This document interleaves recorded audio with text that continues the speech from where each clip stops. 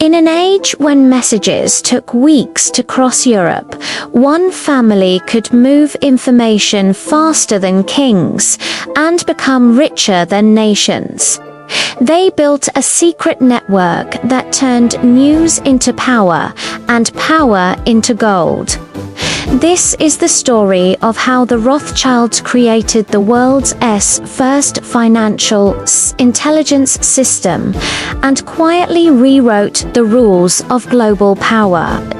From the battlefields of Napoleon to the trading floors of London, their network of couriers and carrier pigeons gave them an unprecedented edge.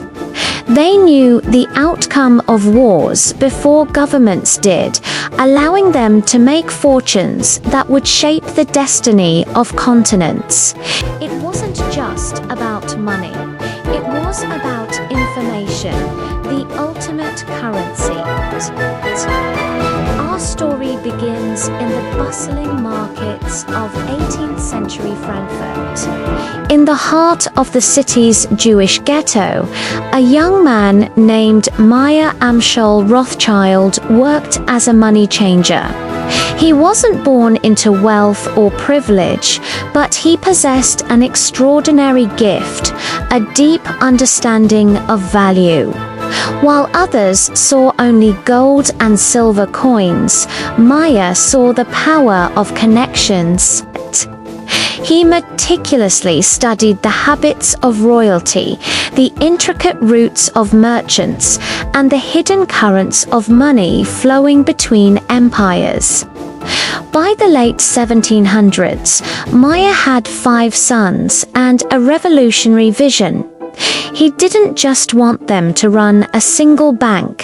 He aimed for something far greater. He planned for them to become the masters of Europe's financial arteries. His strategy was audacious. Send each son to a major European capital: Frankfurt, London, Paris, Vienna, and Naples to establish a network unlike any the world had ever seen. Picture this: each of the Rothschild sons becomes a vital part of a single, sprawling organism. One son in London, another in Paris, one in Vienna, one in Naples, while the last remained in their Frankfurt home base. From these 5 points, they wove together a private courier network that was breathtakingly fast, outpacing even the official channels of entire governments. Their letters, sealed with wax and carried by riders on horseback, weren't filled with simple family gossip. They contained pure, actionable intelligence, the latest bond prices, the movement of armies, the first whispers of a market panic. Imagine while kings and empires were still waiting weeks for crucial news to arrive, the Rothschilds already knew. This information was their power. It allowed them to buy when everyone else was gripped by fear, and to sell just before the rest of the world even understood what was happening. It was a network built on speed, secrecy, and unparalleled insight. Picture this: 1815. All of Europe holds its breath. Napoleon is on the march, and the epic Battle of Waterloo is about to decide the continent's fate. In London, the stock exchange is a sea of anxiety. Fortunes are on the line. But one man, Nathan Rothschild, isn't just waiting for news. He's making it. He has the fastest network of couriers, a secret intelligence service that will deliver the battle's outcome to him hours before anyone else. As his messenger arrives, battered from the journey, Nathan learns the truth. Napoleon has been defeated. But what does he do? He walks onto the floor of the London Stock Exchange, his face a mask of despair, and starts selling. Massively, panic erupts. Rothschild knows. They whisper, "We've lost." The market crashes, and then, in the quiet chaos, Nathan's agents secretly buy up everything for pennies on the pound. When the official news of Wellington's victory finally arrives, the market soars and Nathan Rothschild becomes the undisputed king of European finance. On that fateful day, the world woke up to a terrifying new reality.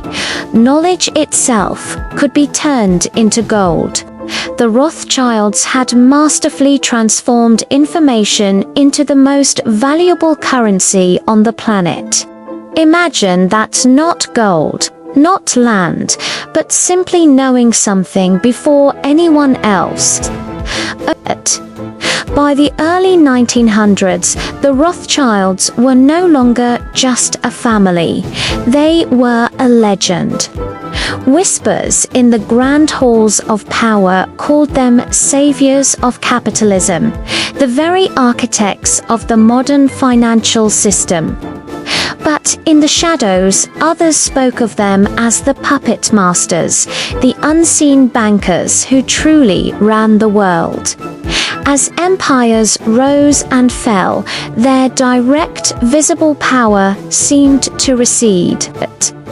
But their true legacy wasn't in the banks they owned or the loans they gave. It was in the methods they perfected. They understood a fundamental truth long before anyone else. Control the flow of information, and you control the flow of money. Think about it. The world we live in today, with its instant news cycles, its algorithm-driven markets, its vast web of digital finance didn't start with a silicon chip. In many ways, it began with a family, a network of couriers, and a profound understanding of the power of secrets. Over the next century, their influence became the invisible hand shaping the modern world. They funded the very railways that connected continents. They stepped in to stabilize volatile national currencies.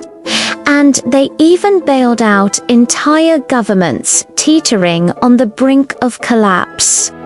Their legendary communication network, once a system of couriers and letters, evolved with the times, embracing the telegraph and submarine cables. With each technological leap, their power grew, spreading quietly but surely, embedding itself deep into the very foundations of modern banking and finance. Their story isn't just about wealth, it's about the dawn of the information age. Their story is a reminder that the most powerful currency has never been gold or silver, but knowledge. Don't go anywhere, because coming up next, we're revealing the story of the banker who owned Europe. You won't want to miss it. This was the hidden capital where money, power, and history collide. If you enjoyed uncovering the secrets behind the fortunes that shaped our world, make sure you're subscribed. There are so many more stories they never taught you in school, and we're here to tell them all. Every like and comment helps us bring these hidden histories to light.